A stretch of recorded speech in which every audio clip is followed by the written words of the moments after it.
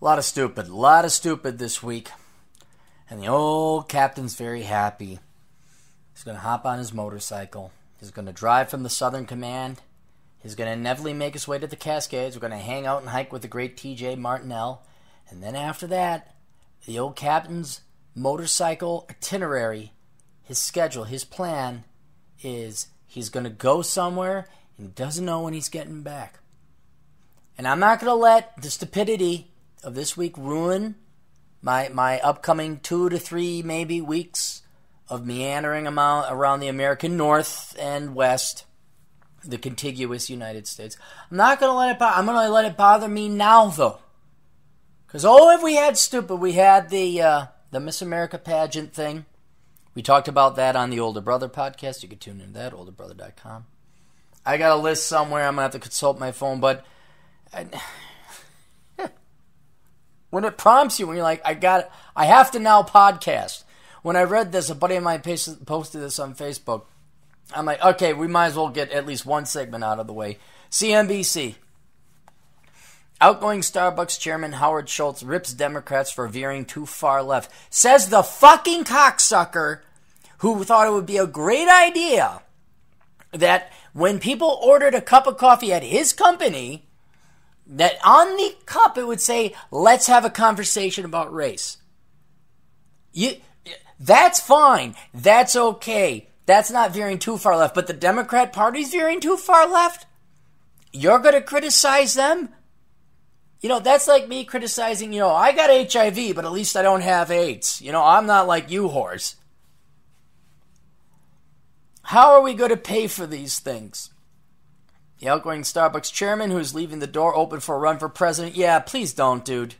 Just go retire. Again, it's predictable. It's stereotypical. You could predict it. You could save a lot of time and efficiency by prejudging and being stereotyping. He's another baby boomer fuck. He's somebody who should just fuck off and die, take his goddamn Social Security check, and go golf. Just not at my blue-collar golf clubs, okay? Don't golf with the real people who work real jobs. And don't have this confliction, this hypocrisy, this contradiction within their thinking. Says Democrats are proposing too many expensive policies. Oh, you think? You think? Did you look under the hood there, Schultzy baby? Did you look at the federal budget? Schultz ripped the notions of single-payer health coverage and government-backed full employment. What? Didn't you donate money to Hillary Clinton, who was, before Obama, trying to get Hillary care in? What is it like having... He's got to be a smart guy. I looked into him a little bit. He's not some corporate blue blood schmuck that just came in and led Starbucks later. He worked from mailroom to boardroom. This guy has been there since I was a little kid. He obviously has some real-life, real-world managerial experience. He knows how to run a company. He knows what an income statement looks like. But how can you be this smart, this accomplished, this intelligent, even though I completely disagree with you politically, and now you're coming in saying, oh, we shouldn't have single-payer health care. The Democrats are spending it. Where have you been? A year and a half ago, you were jizzing dollars for Hillary Clinton. What is this? I must be missing. See, I'm missing a piece of the equation. I'm missing a variable in the formula. I'm not connected.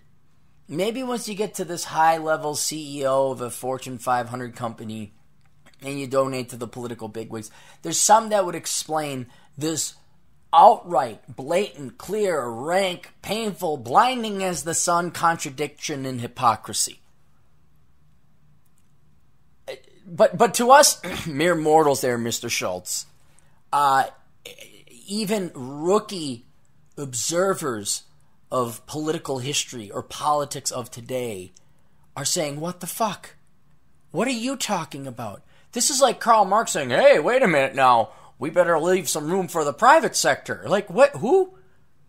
It's like Keith Ellison saying, hey now, I better go get a job in the real world before I decide to run for public. What? I know you're not Schultzy baby ain't gonna he ain't going to come on the Clary podcast. I know that. I'm just here in my corner of the internet pointing this out. Oh, like other things, like the dot-com bubble, the Asian currency crisis, the housing crash, the education bubble. No reason to listen to me over here, especially when this guy wants to run for president. And then he asks, how are we going to fix these things? All right, let's read through the article. Get my blood pressure up even more. Many leaders in the Democrat Party are veering too far left and overpromising government programs that are not fiscally possible, Howard Schultz told CNBC on Tuesday. Without naming names. Well, just the entire Democrat Party. I think we got, was it Waltz? Tim Waltz? Is that the guy in Minnesota? He's a conservative Democrat. Maybe you'll find an old blue-collar Democrat that will agree with you. But the Democrats, I think, even saw articles when looking up this article where it's like, oh, we have to distance ourselves from Schultz and he shouldn't run for office. All journalists, all communists, all like, oh, he's not advocating you take even more money because 40% of the economy isn't enough. Without naming names, Schultz said in a Squawk Box interview, it concerns me that so many voices within the Democrat Party are going so far to the left, said the man who wanted to have a conversation about race. I say to myself, how are we going to pay for these things in terms of things like single payer and people espousing the fact that the government is going to give everyone a job? I don't think that's realistic. I like seeing, I always like seeing predominantly baby boomer leftists who caused the problem, who set this in motion, and then they're shocked to find gambling going on in here. Where, especially like, say, Jordan Peterson, who's not of the left, but he is part of academia, and then he caught flack at whatever university he was teaching at because he refused to use fake pronouns. That, was it Weinstein, the professor over at Evergreen, who refused to participate in No White Male Day. And they're just shocked that these kids can't. You're shocked that your Frankenstein monster attacked you. You're shocked that when you do not hold your entire constituency, entire generations even, up to the standards of self-suffocation, independence, self-reliance, having a work ethic, you're surprised they turn out to be whiny, parasitic, entitled, worthless fucks? And then that, once you've moved over Tim's window, once you move the ball down that far, they want to keep moving it even further. Oh, wait a minute. I thought we were just going to be at the 10-yard line. Now we're at the 20. Now you want to go to the 30? Well, wait a minute. Well, hold on here. When do you have any objective standards for economic policy and the political economy and freedom and the freedom of speech? When do you say, hey, wait a minute, 40% is enough? Because now all this, I just want to know, what's your thought process?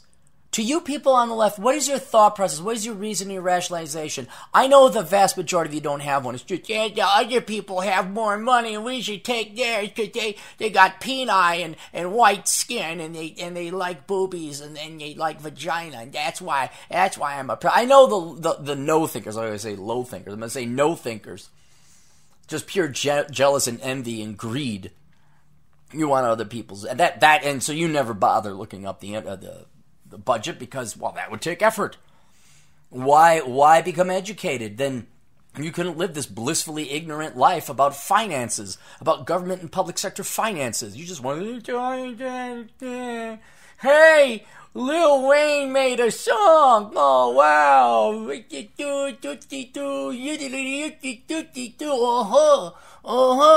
What? Vote for Hillary? All right. Yeah, I got my new Air Jordans. Yeah. Okay, Macklemore, you said that George Bush sucks. He does, yeah. I understand you morons aren't going to, look at the federal budget ever. You're not going to study economics ever. The answers are too convenient and too easy. And it doesn't take a lot of thinking for you and your precious little, really puny brains to figure, it's other people's fault. Okay, that's good. That makes sense to me. I are educated. I have a master's degree in education. I is really smart. But when a guy who runs a Fortune 50, I'd imagine a Fortune 100 maybe at least, he comes along and then he says, hey, wait a minute, this is too... Where have you been? You professors that are shocked that your little Eichmanns, in the more accurate political sense, these little Eichmanns that you've brought up, you're surprised they're little Eichmanns? Where did you think this whole socialism, leftism, communism, free shit for everyone, no toiling, no strife, no suffering, no challenge, no discrimination, I don't mean in a political sense, but you have to discriminate between choices, decision-making, sacrifice, opportunity cost, challenge, hurdles, strength training of the mind, body, spirit, and soul, and work ethic. Once you wiped it all, what did you think they were going to become? Have you never dated a prissy little white girl from the suburbs where daddy took care of everything? Have you not? They had them in the 70s and the 80s and the 90s. I dated many of them, unfortunately. I was acutely aware of what happens when you give little spoiled rotten children everything. They become insufferable bints, male and female. And you think, well, the check comes from the government, so it's okay now. Little Susie's going to be just all right with her women's studies degree. Now you're shocked that they're turning on you, looking for more reason to be victim whores? Oh, I'm oppressed. Oh, I need CSR. Oh, I got the ADHD, Asperger's, autism's, snots. I got the snotisms. I got the Asperger's. I got the pergy asses. I got the bipolars. I got the tripolars. I have the quadruplex polars. I need money. I can't read. Oh, I got the dyslexias. I typed in tie instead of it. Give me government money. You guys, and then, oh, the Democrats are going too far. That's how the Democrats get their money, that's the problem the Democrats face.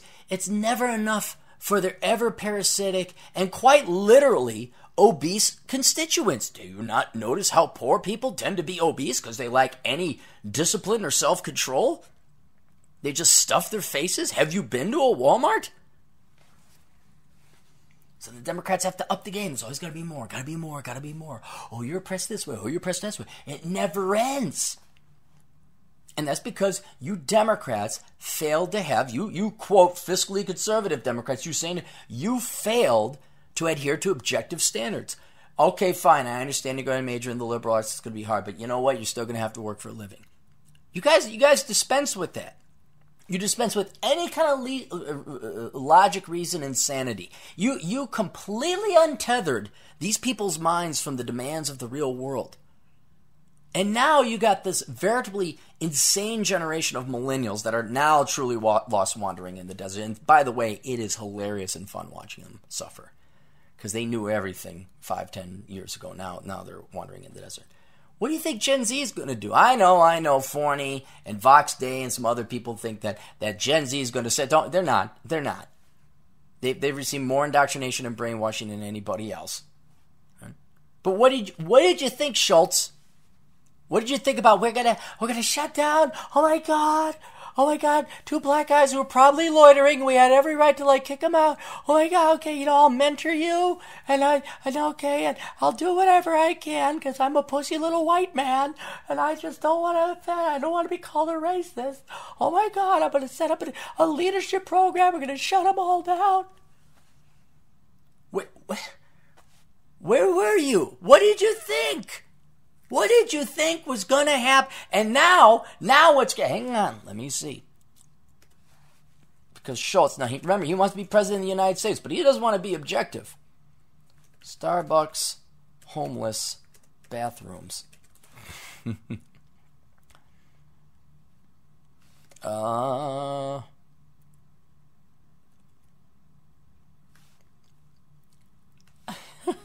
it is.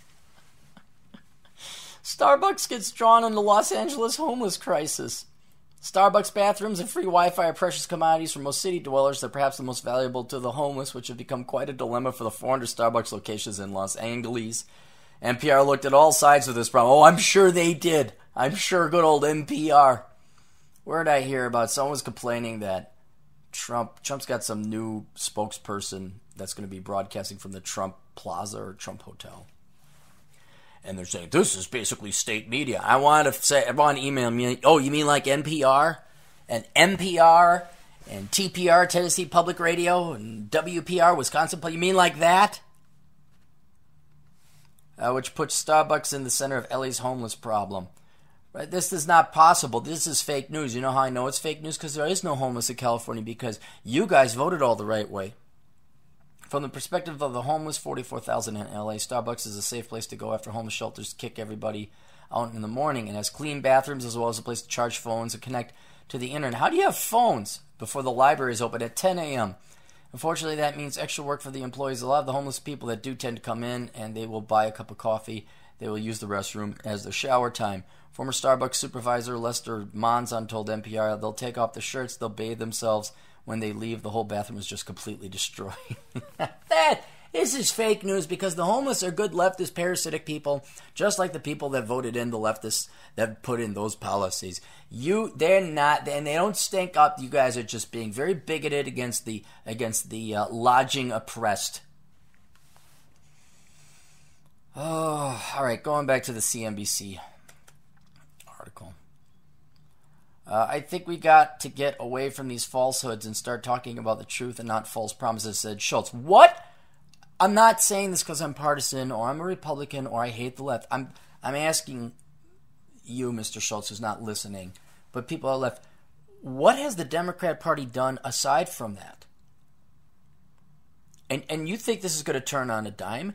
The entire Democrat voting population, not to mention the entire U.S. population, if you independently think, have been fed nothing but a diet of falsehoods and false promises. All financed with government spending, all financed with debt spending. Where have you been? He wants to run for president.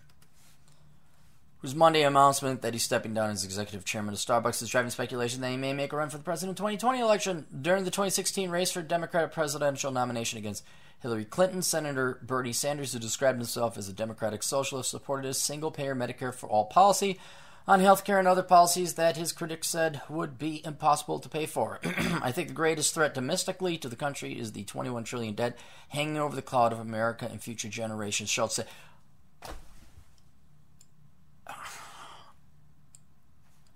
I just want to punch him. Maybe not punch him, but slap him across the face and say, where the fuck were you?